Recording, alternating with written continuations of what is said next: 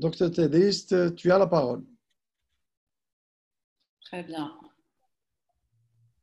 Bonjour à tous. Bonjour docteur Layada. Bonjour professeur Belhoussine, mes chers confrères et amis gastro-entérologues du CHU Mustapha. Bonjour professeur docteur Tedris, ravi de vous allez vous voir. bien? Bah, contente. Je vous ai écouté à la fin, mais franchement j'ai appris des choses, hein, je dois le dire. Eh ben, j'en suis ravie. Ravie. Nous apprenons tous à tout moment. Bien sûr, bien sûr, bien sûr. Il faut rester ouvert aux autres spécialités, au fait d'apprendre des choses continuellement. Et à la connaissance qui est une richesse. Tout à fait, tout à fait, tout à fait. Et je tenais à dire que j'étais il y a longtemps maintenant, l'externe du docteur Layada, et il nous a donné d'excellents cours. Et j'espère vous arriver un jour à la cheville. Voilà. Allez, je vais commencer. Je ne sais pas par contre comment je mets le PowerPoint sur le logiciel. Je n'ai pas su comment le faire. Docteur Layada, vous ne pouvez pas me dire comment j'introduis le... Comment le faire? Attends.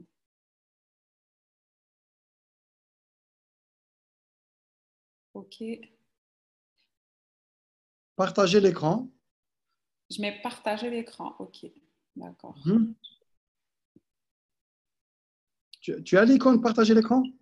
Non, je ne l'ai pas. Si. C'est en haut? Oui. Ah, ça y est, je l'ai. Ça y est, là, c'est en vert. OK. Super. Partage ton écran.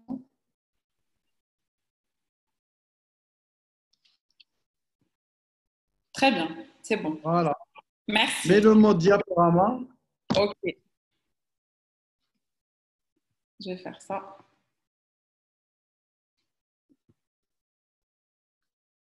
Mets-le en diaporama. Oui.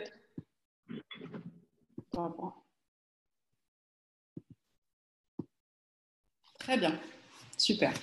Ben, bon cours. Moi, je me vais. Je te laisse. Bon après-midi. Bon après-midi. Salut. Alors, bonjour à tous, mes chers externes. J'espère que vous allez bien, que vous passez un bon début de Ramadan. Ce n'est pas évident avec tout ce qui se passe, surtout que vous n'avez pas de stage pratique.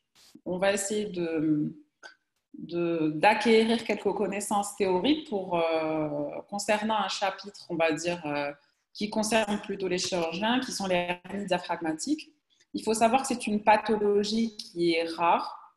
On n'en voit pas souvent. On n'en voit pas souvent ni au stade de complication, c'est-à-dire aux urgences. Et on n'en voit pas non plus également très souvent en électif. À froid, on opère 1-2 patients porteurs d'une hernie diaphragmatique par an, ce qui est assez rare comparé à d'autres pathologies. Cependant, on va essayer d'acquérir quelques notions qui vont donc enrichir votre culture médicale et aussi permettre probablement à des questions d'examen. Donc, ce que vous devez connaître à la fin du cours, ce que vous devez acquérir comme objectif, c'est en tout 5 points qui sont essentiels. Le reste, c'est un peu des détails auxquels vous pouvez vous intéresser si vous le voulez, mais c'est surtout sur ces 5 objectifs que nous allons nous concentrer. Donc, il faudra à la fin du cours connaître et définir ce que c'est une hernie diaphragmatique et aussi en faire la classification, on verra par la suite, entre congénitale et acquise. Il faut différencier il faut savoir différencier donc, ce qui est une hernie hiatale par glissement et une hernie hiatale par roulement qui est de traitement chirurgical. On le verra aussi après. Il faut savoir aussi identifier les conséquences physiopathologiques, donc les conséquences et le retentissement de ces hernies diaphragmatiques sur le plan clinique. Et donc, à travers les conséquences donc, physiopathologiques, on va identifier les signes cliniques. Donc, on va pouvoir en tirer certaines conclusions. Il faut connaître les complications de cette pathologie. Et enfin, concernant le traitement chirurgical, vraiment, il faut connaître la base du traitement qui est assez simple. On l'expliquera bien entendu à la fin. Donc, pour commencer à introduire, on va commencer avec une définition. Donc, ce que c'est une hernie diaphragmatique. Je ne sais pas si vous avez déjà eu votre cours concernant les hernies de la paroi antérolatérale de l'abdomen, c'est-à-dire tout ce qui est hernie inguinale, surtout, il me semble que c'était ça l'intitulé du cours, quand on était externe. Donc, les hernies de l'aine, donc les hernies, tout ce qui est hernie inguinale et hernie crurale. Vous l'avez défini, ou j'imagine, même si vous n'avez pas fait le cours, vous connaissez un peu la définition d'une hernie de l'aine. C'est la protrusion du contenu intrapéritonéal, des viscères, à travers un orifice congénital. Congénital, qui est la définition de la hernie, et c'est un point de faiblesse de l'abdomen, donc au niveau de l'aine. Ça, c'est la définition de la hernie inguinale. Donc, pour ce qui est la définition de la hernie diaphragmatique, c'est tout aussi simple, c'est le passage du contenu intrapéritonéal, c'est-à-dire des viscères abdominaux, tout ce qui est en intrapéritonéal, comme l'estomac, le grêle, l'épiplon, le côlon. Donc, un des contenus, ou plusieurs de ces contenus, plusieurs de ces organes, vont passer dans la cavité péritonéale, dans la cavité thoracique, donc à travers le diaphragme, à travers des orifices au niveau du diaphragme. C'est ça la définition d'une hernie diaphragmatique. Donc, le diaphragme contient plusieurs orifices, on va les citer, par la suite on les verra schématiquement, comme ça vous allez bien les retenir. Donc tout d'abord, il y a un orifice naturel diaphragmatique que nous possédons tous, un orifice qui existe chez tout le monde, qui n'est pas dû à une anomalie congénitale, c'est le hiatus œsophagien, c'est en fait l'orifice qui laisse passage à l'œsophage. Et donc, c'est ce qui va par la suite peut-être à l'origine, enfin cet orifice peut être à l'origine de l'existence d'une hernie hiatale. On verra par la suite dans les schémas, vous allez très bien comprendre. Donc ça, c'est l'orifice diaphragmatique. Il y a d'autres orifices qui sont congénitaux. Donc congénitaux, ça veut dire qu'ils n'existent pas chez tout le monde. Ils existent en cas d'anomalie congénitale. Alors, en cas d'anomalie congénitale, on verra par la suite pourquoi. C'est par rapport à des retards de fusion embryologique. Donc, ces anomalies congénitales, donc, ces orifices congénitaux, vous avez l'orifice postérolatéral de Bausch-Dallek, l'orifice rétroxiphoïdien qui donnera naissance à la hernie de Marfan, on verra par la suite schématiquement, et l'orifice latéral de l'arrêt. Donc ça, c'est pour les orifices congénitaux. Et l'orifice naturel qui existe, celui-là chez tout le monde, c'est le hiatus œsophagien qui peut donner naissance à une hernie hiatale par roulement. Donc, cette hernie diaphragmatique sera à l'origine d'une symptomatologie, de symptômes respiratoires, cardiovasculaires ou œsophagiennes, dus à une compression dans le thorax par des organes intra-abdominaux. Donc, des complications peuvent survenir, notamment des complications mécaniques à type d'étranglement et de volvulus. Qu'est-ce que ça veut dire? Ça veut dire que l'intestin grêle, ou bien le côlon, ou bien l'estomac, ou bien l'épiplon qui a fait saillie de l'abdomen, donc à travers une hernie, donc la hernie diaphragmatique qui est actuellement au niveau du thorax, peut s'étrangler. C'est-à-dire, l'étranglement, ce que ça veut dire, ce qui est une urgence chirurgicale. Vous avez un orifice hernière. Vous avez un contenu qui va faire protrusion à travers cet orifice hernière. Donc, cet orifice hernière sera défini par un collet. Le collet hernière, c'est l'orifice à travers duquel va sortir la hernie. Cet orifice peut être large, comme il peut être étroit. Quand il est large, il y a un risque moindre d'étranglement. Quand il est moindre, ça ne veut pas dire que le risque d'étranglement n'existe pas. quand il est étroit, il y a un risque d'étranglement qui est plus accru. C'est-à-dire que le collet herniaire va étrangler le contenu du sac herniaire, c'est-à-dire que ce soit le grêle, l'estomac, le côlon ou les pipons. Il va l'étrangler et donc peut engendrer une ischémie, une souffrance, une ischémie et une nécrose par la suite. Deuxième complication, c'est le volvulus. Donc, le volvulus, c'est une torsion autour d'un axe vasculaire. C'est-à-dire que l'intestin grêle, le côlon ou l'estomac, bien entendu, peut se tordre autour d'un axe vasculaire, comme pour un volvulus du grêle ou le volvulus du côlon pelvien, dont vous aurez à traiter dans vos cours d'externat. Donc, ça sera à l'origine d'une occlusion et d'une souffrance, les deux pathologies, que ce soit l'étranglement ou le volvulus. Ils seront à l'origine d'une occlusion intestinale, mais ce qui est surtout très urgent, ce n'est pas l'occlusion, c'est le risque de nécrose tissulaire, parce qu'il y a une souffrance vasculaire dans les deux cas, dans l'étranglement et le volvulus. Il faut savoir que toujours dans les introductions et notre définition, la hernie diaphragmatique relève d'un traitement chirurgical.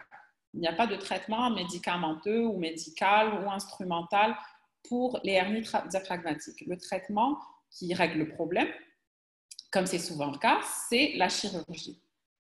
Donc, il faut savoir qu'on va exclure du cours qu'on est en train d'aborder, on va exclure tout ce qui est éventration diaphragmatique post-traumatique, c'est-à-dire quelqu'un a un accident de voiture, quelqu'un qui n'a pas de hernie congénitale, il a un accident de voiture, en général c'est des accidents à grande vélocité, ou bien il y a une chute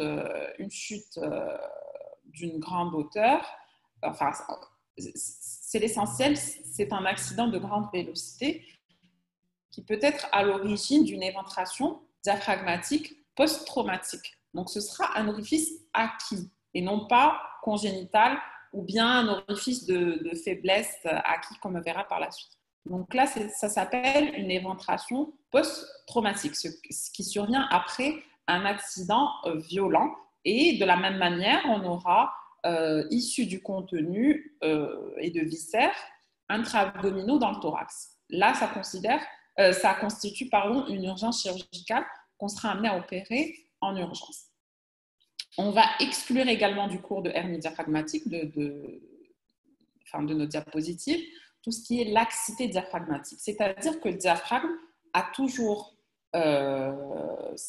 il est intègre, il n'y a pas d'orifice de faiblesse au niveau du diaphragme, mais en fait, ce qui va se passer, c'est qu'il va y avoir une laxité des fibres musculaires du diaphragme.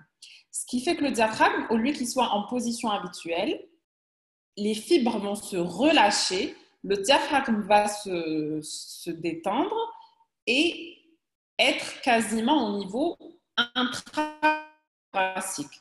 Et à cause de ça, en fait, les viscères, tout ce qui est estomac, foie, etc., vont remonter. Mais ce n'est aucunement une hernie diaphragmatique. C'est exclu du chapitre hernie diaphragmatique et ce n'est d'ailleurs pas la définition de l'hernie diaphragmatique vu qu'il n'y a pas d'orifice. On va exclure également la hernie hiatale par glissement. Mais là, je vous expliquerai par la suite car on va comparer la hernie par glissement et la hernie hiatale par roulement avec deux schémas et là, vous allez très bien comprendre.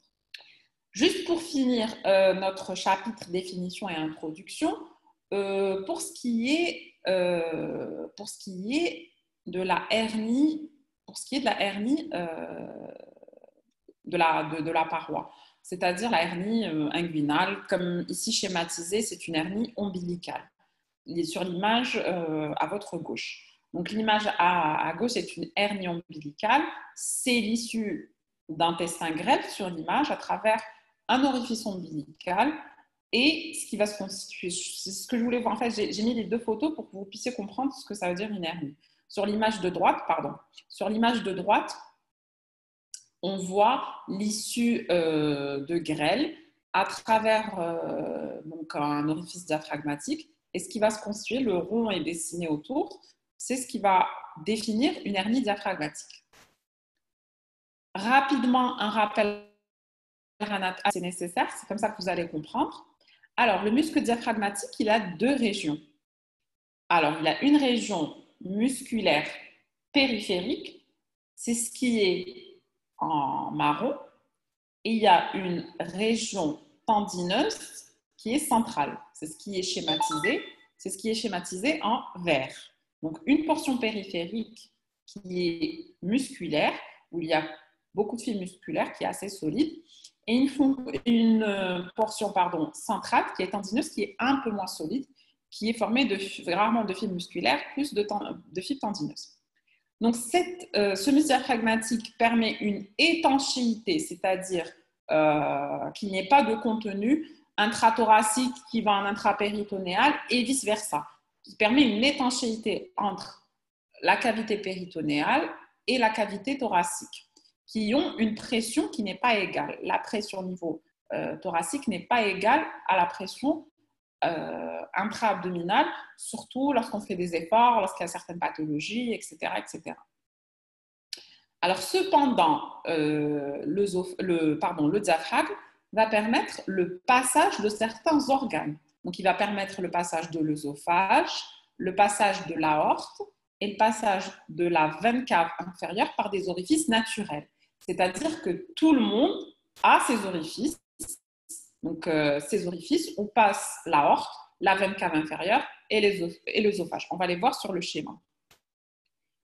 Donc, pour ce qui est en numéro 4, là où il y a le petit rond bleu, c'est là où va passer la veine cave inférieure et le nerf phrénique droit ici. En postérieur, au numéro 6, tout à fait en postérieur, juste en avant de la vertèbre dorsale, juste en avant de la vertèbre, il y a le passage de l'aorte et du canal thoracique qui est en orange juste à côté. En avant de l'orifice aortique, du passage de l'aorte, j'ai le hiatus œsophagien qui va laisser passage à l'aorte, à l'œsophage, qui est en orange avec les deux nerfs vagues. Donc ça, c'est des orifices qui existent chez tout le monde. Et l'orifice par lequel peut passer une hernie diaphragmatique, c'est, si vous vous rappelez, c'est l'orifice œsophagien. C'est le hiatus œsophagien. C'est un orifice qui existe chez tout le monde et qui peut être à l'origine de hernie hiatale. Donc, hernie par le hiatus œsophagien. Donc, c'est sur le schéma en numéro 5. Donc, c'est juste pour quelques détails. Donc, le foramen de la veine cave inférieure, il est tendineux, il est inextensible. C'est pour ça qu'on ne peut pas passer à travers. C'est au niveau de D8, D9 à peu près. Le hiatus aortique, il est pareil, inextensible, fibreux. Il est au niveau du D10. Et l'orifice par lequel peut passer des viscères, c'est l'orifice, comme je vous l'ai dit, le hiatus œsophagien qui est extensible. Donc, du moment qu'il est extensible, il peut y avoir saillie d'organes intrapéritonéaux à travers. Vraiment, on va très rapidement passer par le rappel embryologique parce que je m'en rappelle, on ne retient pas beaucoup du chapitre d'embryologie. Ce que j'aimerais juste que vous intégriez, c'est que, en fait, le diaphragme, il est aux dépens de 4 ébauches mésodermiques. Mais ce qui va être à l'origine de nos orifices acquis, donc Bosch, Dalek, Larrey, qu'on a cité tout à l'heure, et Marfan, c'est en fait une anomalie de fusion, un retard de fusion dans certains cas, qui va entraîner donc la persistance d'une communication anormale, congénitale, entre la cavité péritonéale, donc abdominale, et la cavité thoracique. Et ça va constituer nos orifices qu'on va classer juste après. un petit rappel physiologique, parce qu'avec le rappel physiologique, on va en tirer nos conclusions physiologiques, comprendre nos cliniques. Donc, l'œsophage, c'est le muscle inspirateur principal. C'est grâce à lui, c'est grâce à pardon, pas l'œsophage, le diaphragme. C'est grâce au diaphragme qu'on inspire. On inspire, il y a une augmentation du volume pulmonaire, l'œsophage se baisse et pour l'expiration, c'est l'inverse. Il a aussi un rôle, donc il a un rôle dans la respiration, il a un rôle dans le retour veineux à travers la circulation cave et la circulation lymphatique. Il améliore le retour veineux. Il a aussi un rôle sur l'orifice œsophagien à travers l'hiatus. Et donc, il va s'opposer au reflux gastro-œsophagien. Au niveau du cardia, donc il va s'opposer au reflux gastro-œsophagien, donc au passage du contenu gastrique dans l'œsophage à travers le cardia. Il a un rôle aussi dans la défécation parce qu'en fait, on s'infecte et le diaphragme va venir lutter contre ça pour augmenter la pression intra-abdominale afin que les phénomènes de défécation, mais aussi par exemple dans l'accouchement aussi, peuvent se réaliser. Alors, on va passer on va dire au chapitre principal qui est la classification. Alors, la classification, en fait, je vous demande juste de regarder avec moi le schéma, de suivre les orifices qui sont en noir. Et en fait, on va les citer petit à petit et les situer dans notre tête. Donc, vous avez les hernies diaphragmatiques, comme je vous l'ai dit, congénitales. Les hernies diaphragmatiques congénitales surviennent seulement chez les personnes qui ont eu une anomalie au cours de leur histoire embryonnaire. C'est-à-dire qu'ils ont eu une anomalie de fusion et donc ça a laissé place à des orifices congénitaux. Donc, comme vous voyez sur le schéma en bas à droite, vous avez l'orifice de Larrey et l'orifice de Morgani, qui sont des orifices antérieurs. Alors, il y a quelqu'un qui a levé la main, mais je ne sais pas quoi. J'ai sur mon écran, quelqu'un a levé la main, mais on ne peut pas parler. Donc, bref, on va laisser les questions à la fin. Ça ne va pas trop tarder, hein, on va finir dans 20 minutes à peu près. Donc, les hernies antérieures, c'est les Larrey et Morgani. Et la hernie postérieure, comme vous les voyez en bas, à droite et à gauche, c'est les hernies de Bosch-Dahler. On verra ici sur... Alors, je vais vous montrer, vous regardez sur ce schéma. Donc, les hernies antérieures, c'est la hernie de Larrey et la hernie de Morgani. Et la hernie postérieure, c'est la hernie de Bosch-Dahler. Et vous avez l'orifice de hernie hiatale qui, lui, existe chez tout le monde. Donc, on revient à notre classification. Donc, on revient pour les hernies congénitales. Alors, l'hernie congénitale, la hernie de Morgani et de Larrey, en général, elles apparaissent au cours de la vie fétale. C'est-à-dire que quand le fœtus est en train de se développer, etc. C'est à ce moment-là qu'il y a des retards de fusion, etc. Donc, c'est au moment de l'histoire fétale. Donc, c'est à ce niveau que va y avoir saillie du contenu intrapéritonéal. Le siège est le plus souvent à droite. Sa taille diffère de quelques centimètres à 10 centimètres. Il faut savoir que le sac péritonéal est toujours présent. C'est-à-dire qu'il va y avoir du contenu péritonéal du sac péritonéal. C'est-à-dire, comme vous le savez, le péritoine est une enveloppe qui entoure les viscères, mais qui entoure aussi la paroi. Et on différencie, donc ce qui différencie le péritoine viscéral qui entoure les viscères et le péritoine pariétal qui, lui, est au-dessous de la paroi abdominale. Vous avez la paroi abdominale, vous avez les muscles, la peau, les muscles derrière, des aponevroses, etc. Et par la suite, tout à fait à l'intérieur, vous avez le péritoine qui tapisse la cavité péritonéale.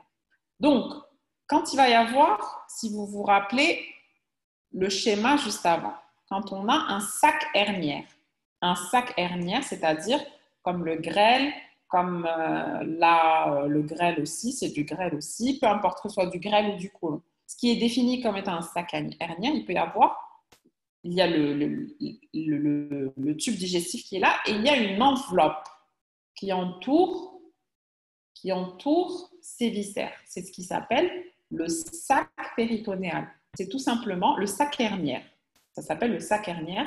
C'est tout simplement une enveloppe de péritoine qui va accompagner mes viscères, parce qu'en fait, on ne va pas les laisser tout seuls dans un environnement qu'ils ne connaissent pas. Donc, comme ils sont contenus avec du péritoine, le sac va accompagner ces viscères à travers la hernie. Donc, le sac péritonéal dans ces hernies, il est toujours présent. Le contenu dans les hernies antérieures qui sont Morganie et Larrey, donc le contenu, c'est soit du côlon, soit d'estomac, soit du grêle, rarement du grêle. Les hernies postérieures, qu'elles soient gauche ou droite, si vous vous rappelez, les hernies postérieures, c'est la hernie de Bosch-Dalek. En général, c'est une hernie, c'est un défaut de fusion qui survient tôt, au niveau de la vie embryonnaire, c'est-à-dire au stade d'embryon, il y a un défaut de fusion. C'est ce qui va créer la hernie de Bosch-Dalek, qui est une hernie postérieure et qui siège le plus souvent à gauche, qui se complique, qui est le plus souvent assez grande, assez large comme hernie par rapport aux hernies antérieures. Le contenu, pareil, c'est soit du côlon, soit de l'estomac, soit du grêle, rarement du grêle. Pardon, assez souvent du grêle, contrairement à l'autre. Donc là, c'était les hernies diaphragmatiques congénitales. Antérieures, postérieures. Dans les antérieures, on a les fétales, c'est Morganie et Larrey. Et dans les hernies postérieures, c'est la hernie de Bosch-Dalek. Maintenant, on va passer à l'orifice hiatal, qui existe chez tout le monde. Donc, il sera à l'origine d'une hernie diaphragmatique qui, elle, n'est pas congénitale. C'est une hernie acquise ou de faiblesse, due à un entre guillemets de fixité. Donc, c'est ce qui va définir notre hernie hiatale diaphragmatique. Donc, ce sera une hernie hiatale par roulement ou hernie para-œsophagienne. Vous allez comprendre dans le schéma qui va suivre. Donc, cette hernie diaphragmatique, ça s'appelle cette hernie hiatale diaphragmatique, qui est une hernie de faiblesse acquise. Ce sera une hernie hiatale par roulement ou hernie para-œsophagienne. Elle survient surtout à gauche, parce qu'elle est parahiatale à gauche, on va voir dans le schéma qui suit, et elle passe au travers d'un des piliers diaphragmatiques. Il y a un collet hernière et il y a un risque accru d'étranglement. Pour les autres hernies, il y a un risque d'étranglement, mais qui n'est pas aussi important que la hernie hiatale par roulement. Le sac hiatal est toujours présent et le contenu de la hernie hiatale par roulement, c'est l'estomac. C'est l'estomac et plus précisément la grosse tubérosité. On va vous montrer dans le schéma qui va suivre. Donc, sur l'image à gauche, vous voyez le récapitulatif des orifices de faiblesse, Larrey, Morganie en antérieur, Bosch-Dalek en postérieur, et au milieu, vous avez la hernie hiatale. Là, vous avez schématisé la hernie post-traumatique, je vous l'avais dit, en cas d'accident. Ça peut être une hernie qui peut survenir des deux côtés, mais le plus souvent à gauche. Pour la hernie hiatale par roulement. Donc, il faut savoir qu'il y a deux types de hernie hiatale à travers le hiatus œsophagien. Il y a la hernie hiatale par glissement et il y a la hernie hiatale par roulement. La hernie hiatale par glissement, c'est l'image schématisée en haut. C'est en fait, c'est l'orifice, c'est l'estomac qui va glisser avec son orifice cardial dans la cavité intrathoracique. C'est ce qui est la hernie hiatale par glissement. Donc, l'orifice, le cardia ne va plus être à sa place, c'est-à-dire en intra-péritonéal et en intra-abdominal. Il sera en intrathoracique. Donc, en fait, c'est l'estomac qui va glisser vers le haut. En général, c'est la fibroscopie qui va faire le diagnostic et la symptomatologie sera plutôt à type de reflux gastro-œsophagien. Pour ce qui est de la hernie hiatale par roulement, c'est la hernie c'est l'image qui est en bas. Donc, si vous vous rappelez, on l'a aussi appelée hernie para-œsophagienne. Donc, c'est en fait la grosse tubérosité ou bien la partie haute de l'estomac qui va migrer vers le thorax. Le cardia reste en place. Vous voyez que le cardia, la jonction œsocardiale, elle est au niveau intra-abdominal. Le cardia est au niveau intra-abdominal. Il ne va pas migrer vers le thorax. Ça reste à sa place et donc le cardia reste à sa place et en fait une partie de l'estomac, ce sera au départ la grosse tubérosité, va rouler et monter au niveau intrathoracique et donc ça s'appelle une hernie para-œsophagienne ou une hernie hiatale par roulement. Hernie hiatale, c'est l'image du haut. C'est l'estomac qui va glisser avec le cardia et mon intrathoracique. Hernie hiatale par roulement, le cardia reste en place et c'est l'estomac, au départ, c'est la grosse tubérosité et qui peut être, plus elle augmente, il peut y avoir une grosse partie de l'estomac qui va monter et construire une hernie hiatale par roulement ou hernie. C'est la hernie qui nous intéresse aujourd'hui dans notre chapitre. C'est la hernie para-œsophagienne, hernie hiatale par roulement. Et c'est une hernie, rappelez-vous, diaphragmatique acquise de faiblesse. Alors, pour ce qui est de la physiopathe, en fait, on va déduire ça à travers la physiologie. La hernie diaphragmatique congénitale, donc elle va provoquer des viscères abdominaux dans le thorax. Qu'est-ce que ça va donner? Il va y avoir une compression pulmonaire, une détresse respiratoire qui peut être à l'origine de signes cliniques tels que la dyspnée et la cyanose, c'est facile. Donc, elle peut gêner les poumons dans leur respiration et aussi elle peut gêner les vaisseaux et le cœur, notamment une gêne au retour veineux, un choc obstructif et provoquer, donc comme signe clinique, une hypotension, une turgescence des jugulaires.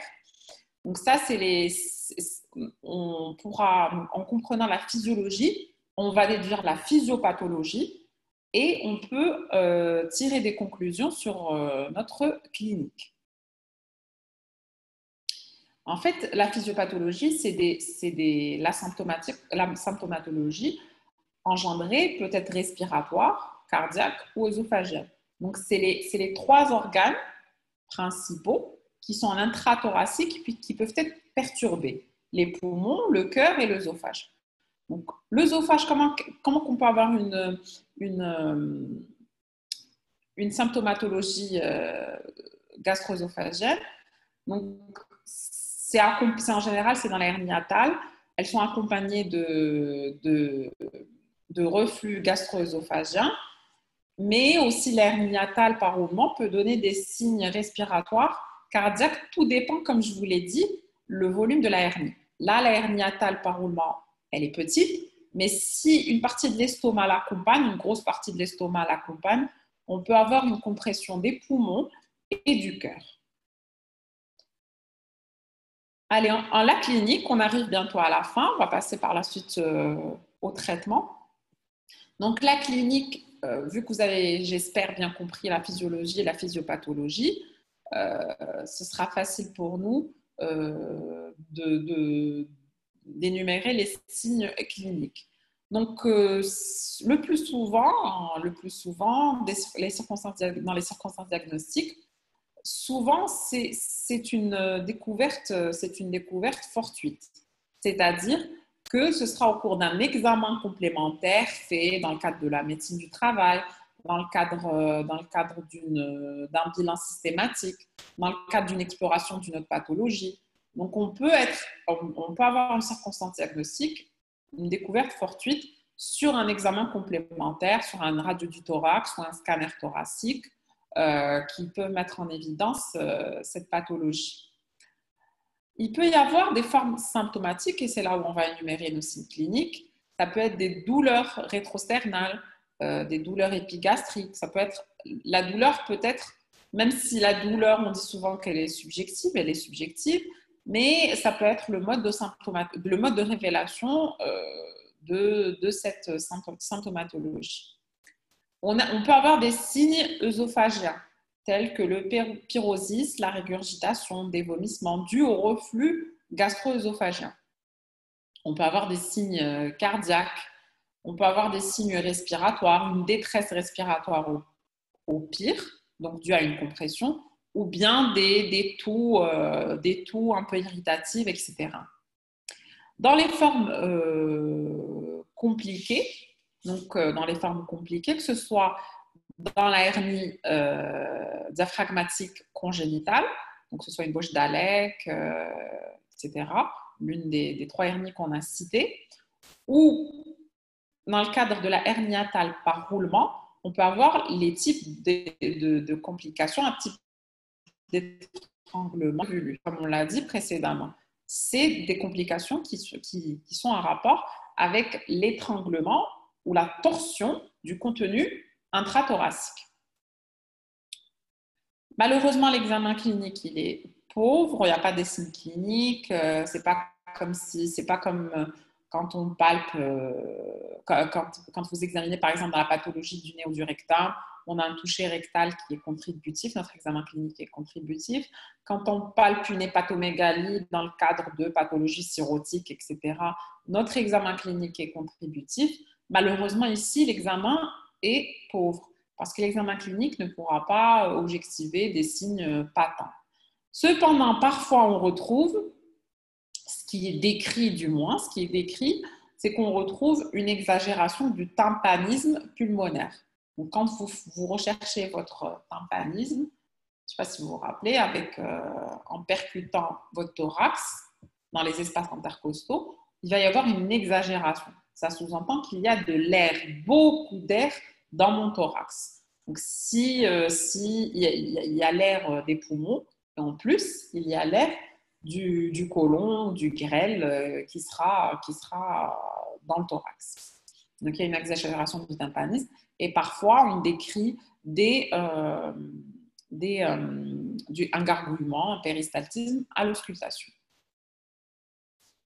Pour la morphologie, donc les examens complémentaires, les examens utiles au diagnostic, c'est le téléthorax. Le téléthorax, comme je vous l'ai dit, il peut faire souvent le diagnostic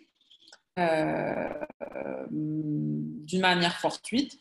On fait un téléthorax pour rechercher une tuberculose, on fait un téléthorax pour une sarcoïdose, dans un bilan systématique, dans un bilan préopératoire, on fait un téléthorax. Et on se retrouve devant une clarté, c'est-à-dire du contenu aérique, comme vous le voyez sur l'image en haut à droite, dans l'hémicoupole gauche, dans l'hémithorax gauche, une clarté qui est anormale, qui n'est pas à sa place.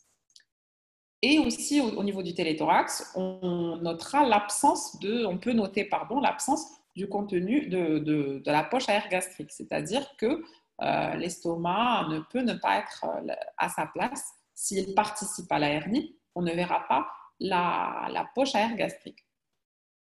Autre examen complémentaire qui est utile au diagnostic, et notamment dans la hernie hiatale par roulement, si vous vous rappelez, c'est le TOGD. Le TOGD, c'est quoi? C'est le transit œsogastro-duodénal.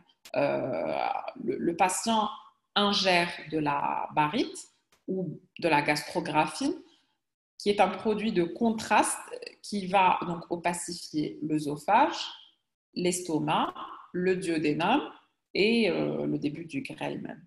Donc, ce transit peut identifier des images de soustraction et des images d'addition. Qu'est-ce que ça veut dire des images de soustraction? C'est-à-dire que j'ai un tube qui est normalement opacifié comme ça, et je peux avoir des images de soustraction, c'est-à-dire je peux identifier un rétrécissement au niveau de l'œsophage. Et en cas d'image d'addition, on peut avoir une opacification, donc une opacification du transit qui est en plus de l'image habituelle. Et donc le TOGD pourra nous montrer sur l'image A, on peut voir l'œsophage qui est opacifié en haut, on ne le voit pas, le début de l'estomac, et en fait la boule qui est en haut à droite constitue une hernie para-œsophagienne ou une hernie hiatale par roulement. L'examen qu'on utilise actuellement et qui a un peu supplanté tout ce qui était le thorax et TOGD, c'est le scanner, la TDM thoraco-abdominale. De préférence, cette TDM thoraco-abdominale, éventuellement, elle peut être ingérée, c'est-à-dire que le patient boit aussi un produit de contraste dans le tube digestif qui peut aider à l'interprétation. Et la TDM pourra nous apporter plusieurs renseignements, notamment la taille de la hernie, la taille du collet, la taille du défect pariétal, du défect au niveau du diaphragme. Et comme je vous l'ai dit, la hernie hiatale par glissement, comme vous l'avez vu tout à l'heure, si vous vous rappelez, dans l'image en haut, à droite, la hernie hiatale par glissement, c'est la fibroscopie qui fait le diagnostic. OK. Alors, juste avant d'arriver au traitement, les complications, on les a énumérées. J'espère que vous les connaissez maintenant. C'est le volvulus et l'étranglement qui sont des urgences chirurgicales ultimes. C'est-à-dire si on n'intervient pas dans un délai vraiment de quelques heures, on a une souffrance, une nécrose digestive qui peut s'installer et ça peut être parfois fatal. On perd des malades à cause d'une nécrose étendue. Si vous imaginez, si vous avez le contenu de tout le grêle, d'une grosse partie du grêle qui va qui va migrer en intrathoracique, qu'il va y avoir un volvulus ou bien qu'il va y avoir un étranglement, il peut y avoir une nécrose de tout le grêle et vous savez que le grêle, vivre sans un grêle est incompatible avec la vie. Donc ça peut être parfois fatal. Donc les urgences ultimes sont le volvulus et l'étranglement. Et d'autres complications, on peut avoir des douleurs, des douleurs thoraciques aiguës, des douleurs de type vasculaire. Et on n'oublie pas que c'est le téléthorax et surtout le scanner thoraco-abdominal qui va faire le diagnostic. Le traitement. Alors, pour ce qui est du traitement, on ne va pas aller dans des détails chirurgicaux que vous n'allez pas comprendre. Il faut juste connaître et déduire nos objectifs. Nos objectifs sont très logiques en chirurgie en général et pour les hernies diaphragmatiques en particulier. Je le dis toujours, la chirurgie, c'est vraiment, ce n'est pas un art, c'est une science qui est assez logique. Donc, pour les objectifs, on va réduire la hernie, c'est-à-dire la hernie qui est en intrathoracique, je vais la réduire en intra-abdominal. Ça s'appelle réduire un contenu hernière, le remettre à sa place.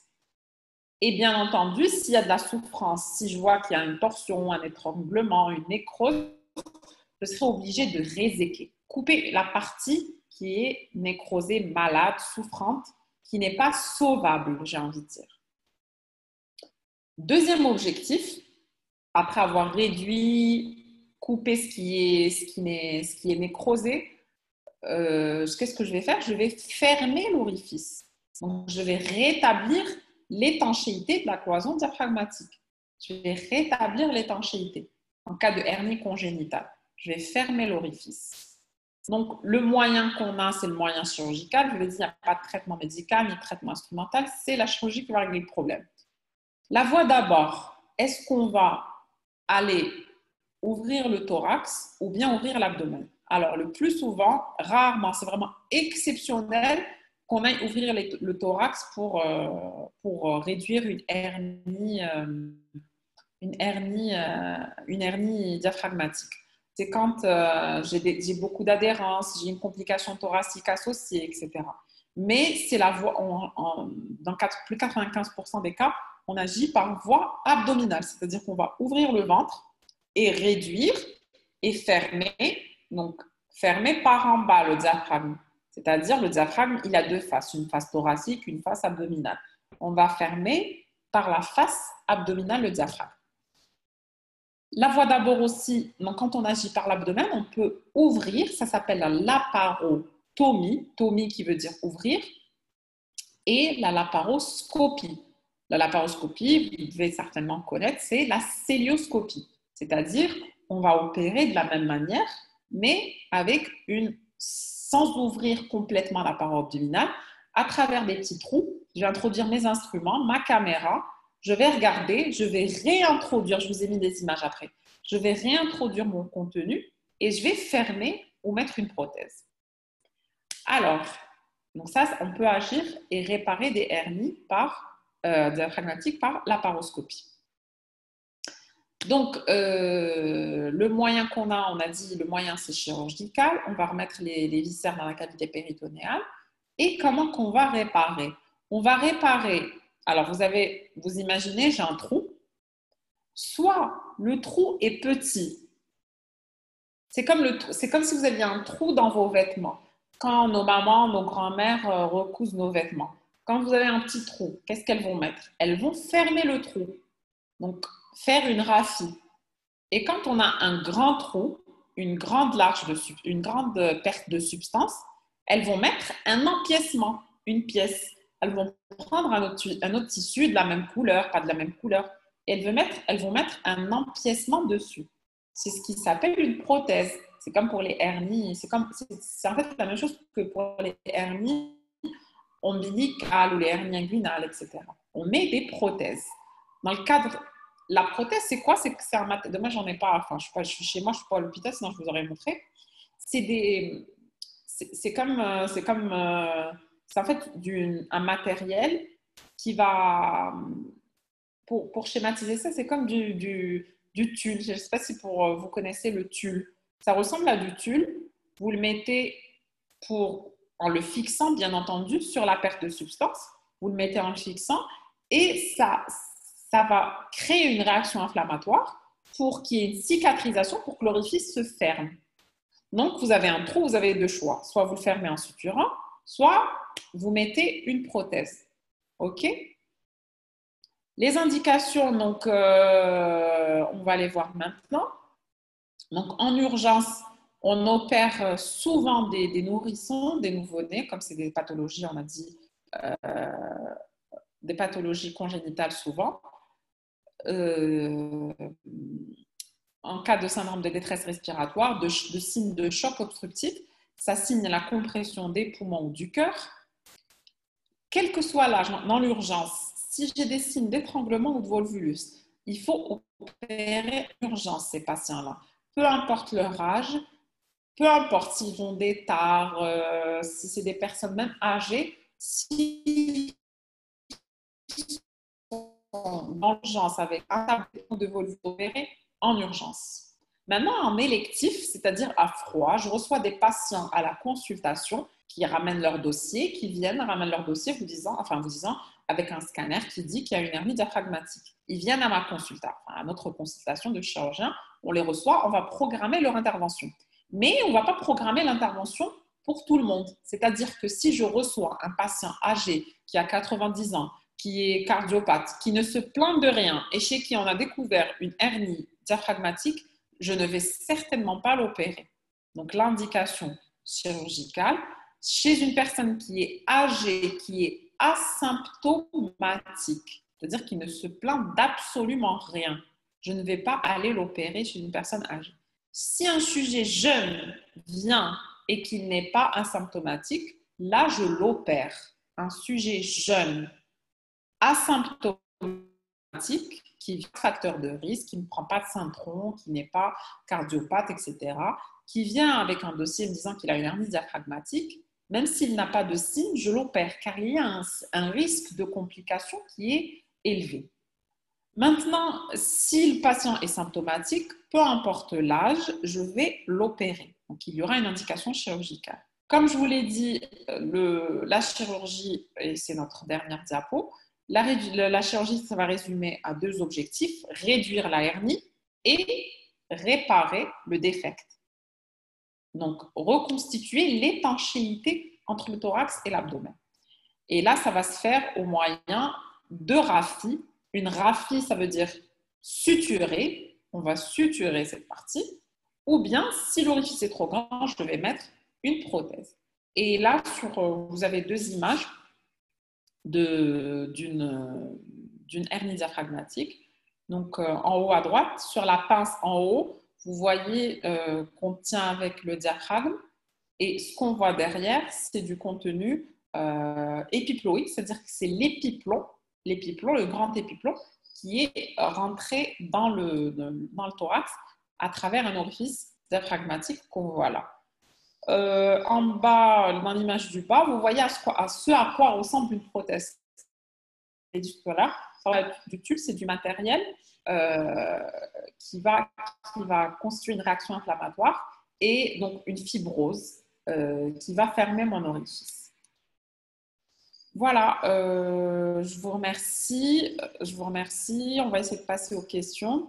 Même si je sais que le cours, pour moi, ça n'a pas été trop évident, puisque d'habitude, quand je fais cours, il y a une interaction qui se fait. Je pose des questions dans l'amphi, etc. Mais bon, c'est les circonstances actuelles, on ne peut pas faire autrement. Donc, on va essayer de répondre aux questions. Alors, la grossesse est-elle... Je vais commencer par le bas, parce que je pense que le reste, c'était les questions du docteur Abdelhossi. Alors, la grossesse est-elle une contre-indiquée? Après chirurgie... La grossesse est-elle contre-indiquée après chirurgie d'une hernie ventrale? Alors, pas du tout. On peut tomber enceinte quand on veut. Cependant, on va dire qu'il n'est pas conseillé d'avoir une grossesse dans les 12 à 18 mois après une cure d'éventration ou de hernie inguinale, parce que la grossesse, elle va augmenter la pression intra-abdominale et donc favoriser la récidive, auquel cas de la hernie. Alors, pourquoi ne pas faire une prothèse œsophagienne du sphincter inférieur de l'œsophage en cas d'acalasie? Alors, dans le cas d'acalasie d'œsophagène, et quand il y a une indication opératoire, mais ce n'est pas ça le cours, quand il y a une indication opératoire, il y a certains types de réparation. Donc, on va reconstituer le sphincter inférieur de l'œsophage en utilisant les piliers diaphragmatiques. Il y a certaines techniques pour le faire. Alors, peut-on vivre avec une hernie et ne pas compliquer? Alors, la réponse est oui, peut-être. Dieu seul le sait. C'est-à-dire que si vous avez une hernie inguinale, peu importe, que ce soit inguinale ou bien dans notre sujet diaphragmatique, on peut vivre, comme je vous ai dit, le patient de 90 ans, il peut venir et venir avec son dossier. Il a vécu avec sa hernie toute sa vie. Il n'a pas eu de symptômes, etc. Donc, c'est tout à fait possible. Alors, pourquoi ne pas traiter la hernie hiatale par glissement? Alors, la hernie hiatale par glissement, c'est tout le contenu qui remonte. En fait, ce n'est pas une saillie. C'est comme si une descente d'organes. Là, c'est une montée d'organes. Donc, il n'y a pas de risque d'étranglement, il n'y a pas de risque de volvulus. Ces 2 complications ne peuvent pas survenir. Donc, c'est pour ça qu'on ne va pas l'opérer. Alors, en cas d'un sujet âgé, symptomatique, plein de douleurs, qui présente un risque élevé, Est-ce que vous l'opérez? Alors là, c'est question difficile. Vous posez une colle. Ben, c'est pour ça qu'on fait des colloques, en fait, des réunions avec des... Vous savez, quand on décide, si on devait opérer seuls les gens, on ne va pas se réunir. Si on va suivre, exemple, je vous dis, vous avez les TNC, je vais prendre les recommandations et je vais dire, ah ouais, ce cancer, il y a tel stade, tel stade, tel stade. OK, je vais l'opérer. OK, je ne vais pas l'opérer. Non, il y a des guidelines qui sont faits, il y a des indications comme je viens de vous les donner, mais après, tout se discute au cas par cas. Et la médecine, comme j'aime le dire, la chirurgie surtout, c'est une balance. Donc, je mets en balance ces symptômes et dans l'autre bras de la balance, je vais mettre la douleur qu'il a, la fréquence de ses symptômes, etc., etc. Vous comprenez? Donc, ce n'est pas aussi simple que ça. Sujet âgé, oui, qui a des tares, mais qui est fortement symptomatique, qui a une compression respiratoire, etc., ça se discute. Ça se discute. S'il a 70 ans, oui, j'ai envie de dire. S'il n'a pas haut risque opératoire, oui. Mais s'il a un très haut risque opératoire, sous tronc, etc., ça se discute. OK. Le scanner sans injection, bien sûr, non, scanner, je ne l'ai pas dit, j'ai dit ingéré, pardon, et je m'en excuse. Scanner injecté. Alors, quand c'est possible, il est toujours préférable de faire un scanner injecté. Surtout en cas, si j'ai une suspicion d'étranglement ou de volvulus. Le scanner injecté va permettre de voir la souffrance, des signes de souffrance, qui soient directs et indirects. Le scanner injecté va permettre de voir des vaisseaux. Donc, le scanner, bien sûr, injecté. Pardon, je ne l'ai pas dit. Est-ce qu'il y a possibilité de récidive après chirurgie? Oui, comme enfin, la complication peut être pourvoyeuse de complications. Et la récidive est une des complications. En général, c'est une complication tardive qui survient à distance. C'est-à-dire que, sauf si le chirurgien n'a pas fait ses nœuds, n'a pas suturé correctement, il va récidiver tout de suite. Mais sinon, en général, la récidive se fait tardivement, au bout de 6 mois, 1 an, 18 mois, 2 ans. Parfois, pour la paroi antérolatérale de l'abdomen, il y a aussi des conditions liées au patient. Si le patient a grossi, si le patient a ceci, il y a des conditions qui sont liées aux récidives. On ne va pas rentrer dans le détail, sinon on ne va pas. Il y a des récidives. Quelle différence entre hernie hiatale et une béance du cardiaque? Alors, la hernie hiatale, ce n'est pas du tout, c'est une remontée, comme je vous ai dit, ce n'est pas un relâchement du sphincter inférieur de l'œsophage, c'est une remontée de la paroi œsophagienne du cardiaque vers le haut. Ce n'est pas une béance, c'est pas une béance du cardiaque. La béance du cardiaque, c'est un relâchement du sphincter inférieur de l'œsophage. Alors, c'est quoi la différence entre la laparoscopie et la parotomie? La paroscopie, c'est la célioscopie, c'est ce qui veut dire célio, la célioscopie. C'est-à-dire que vous avez un écran, vous avez une caméra que vous faites rentrer dans le ventre avec un petit trou. Et vos instruments, si vous voyez les pinces là sur l'image, les pinces, vous les rentrez avec 2, 3 petits trous, 4 petits trous, 5 petits trous. Tout dépend du nombre de pinces dont vous avez besoin, le nombre d'aides qui ont des pinces. Et vous allez opérer avec, suturer avec, réduire avec, comme on voit avec la pince. Donc là, c'est la laparoscopie. La laparotomie, j'ai un ventre, je fais une incision, comme vous avez peut-être vu faire, au bistouri, donc avec une lame de bistouri. On va ouvrir le ventre. Et ce qui est différent avec la laparoscopie, on voit seulement. La laparoscopie, on va toucher avec nos mains. On va toucher, prendre les anses, palper. Quand j'ai un pouls artériel, la palper, etc. Pourquoi il y a un tympanisme en cas d'hernie? Tu veux dire hypertympanisme en cas de hernie? Madame Boukari, Nestlé. En cas de le tympanisme, quand le tube digestif, il contient de l'air. Il contient de l'air et quand on peut faire notre percussion là au niveau du thorax, le poumon contient de l'air, je peux avoir un hypertympanisme, c'est-à-dire une accentuation du tympanisme pulmonaire. C'est-à-dire que j'ai de l'air dans les poumons, plus de l'air dans le tube digestif, ça va faire... voilà. Mais après, vous voyez, ça c'est décrit. Hein. Moi, personnellement, pour les hernies que j'ai vues, les hernies diaphragmatiques que j'ai eu l'occasion d'examiner, je n'ai pas particulièrement enfin, trouver ça à l'examen clinique. Ok. Alors, c'était quoi un TOGD? TOGD, c'est transit œsogastro-duodénal. Merci beaucoup, c'était super. Ben, j'espère que vous avez moins saisi. J'espère ne pas avoir été trop long parce qu'en fait, le cours de hernie diaphragmatique est assez compliqué, assez spécialisé. Il faut juste, comme je vous l'ai dit, revenir à la plaque numéro 1 et retenir les notions.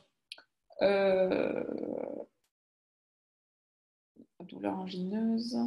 TOGD, donc c'est un transit œsogastro-duodénal. On va boire un produit de contraste, que ce soit de la gastrographine ou de la parine, et ça va permettre d'opacifier le tube digestif. Alors, est-ce que je peux réexpliquer Galaxie? Qu'est-ce que je peux réexpliquer? Hernie hiatale par roulement. La hernie hiatale par roulement, le cardia reste en place au niveau intra-abdominal. Et vous avez une grosse tubérosité de l'estomac. La grosse tubérosité de l'estomac c'est dû en général à un relâchement ligamentaire, à un élargissement. Comme je vous ai dit, l'orifice hiatal est expansible. Un élargissement de l'orifice hiatal, la grosse tuberosité qui est en fait juste à côté de l'œsophage, hop, elle va monter au niveau intrathoracique. C'est ce qui est la hernie hiatale par roulement. Alors, une masse thoracique, peut-on trouver, Zaki Abdenradem, peut-on trouver une masse thoracique à l'examen clinique? Non, parce que vous avez la cage thoracique qui est, vous avez les muscles, les côtes, etc., avec les muscles intercostaux. Non, masse intrathoracique, non, ce ne sera pas identifiable. Alors, pouvez-vous nous expliquer la différence entre étranglement et volvulus? Alors, l'étranglement, vous avez du contenu digestif. Vous avez du contenu digestif. Et vous avez ce qui s'appelle le collet herniaire. Le collet, c'est l'orifice. C'est-à-dire, c'est à travers ça qu'est sortie la hernie. L'étranglement, c'est-à-dire que c'est le collet herniaire qui va exercer un effet de pression à la base de la hernie, comme vous le voyez ici. Donc ça va étrangler. Et l'étranglement, c'est comme si on met un garrot. Au niveau de ma main, je mets un garrot. Je mets un garrot, je serre, ma main va s'ischémier. Il va y avoir des signes de nécrose, enfin de nécrose de souffrance, puis de nécrose à la fin, si je tarde à traiter. Et volvulus, c'est quoi? Donc, vous avez le collet, le calet, peu importe, il n'est pas nécessairement serré, il peut être large, etc. Le volvulus, c'est une torsion autour d'un axe vasculaire. Vous avez par exemple le côlon, par exemple le grêle. Allez, on va prendre le grêle. Le grêle, il est autour d'un axe vasculaire qui est l'axe mésentérique. L'axe mésentérique, admettons que tout le grêle fasse un volvulus. Il va se tordre autour de son vaisseau. Et si je me tords autour de mon vaisseau, le vaisseau ne pourra plus apporter du sang au tube digestif et le tube digestif va s'ischémier. Alors, quelle différence entre hernie hiatale, répétez l'étranglement, la présente hernie physiologique?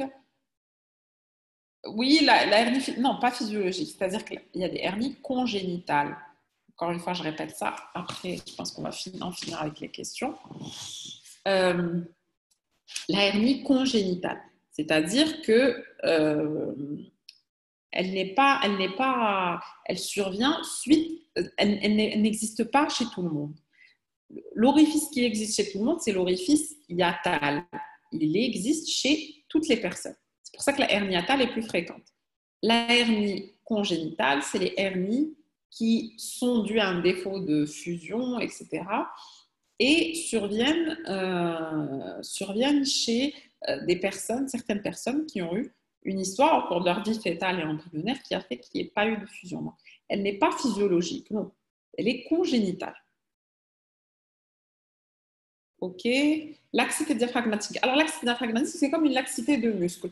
Vous avez un muscle, le muscle, la tension au niveau des flux musculaires, on va dire, elle est moindre que chez une personne normale. Donc, c'est ce qui va y avoir une laxité. La laxité, c'est-à-dire que en fait, la capacité de contraction musculaire ne sera plus la même.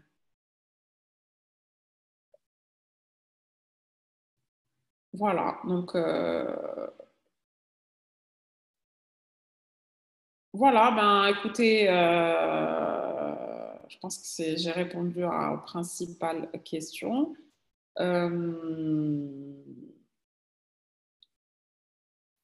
C'est l'inverse. Merci beaucoup. Merci de votre participation. Bon courage. Je vous laisse mon mail au cas où vous avez des questions à propos de ce cours ou bien des questions en chirurgie. Alors, mon mail, c'est T comme Tadris, comme mon nom. Donc, t.kahina, K-H-I-N-A, @gmail.com. t.kahina@gmail.com. Si vous avez des questions, quand vous faites vos QCM, si quand vous révisez vos cours, vous avez des questions, il n'y a pas de problème, des questions de chirurgie, je précise, parce que sinon je ne pourrais pas être de grande aide si vous me parlez d'hépatite. Donc voilà, je vous remercie, merci et et bon courage. Au revoir.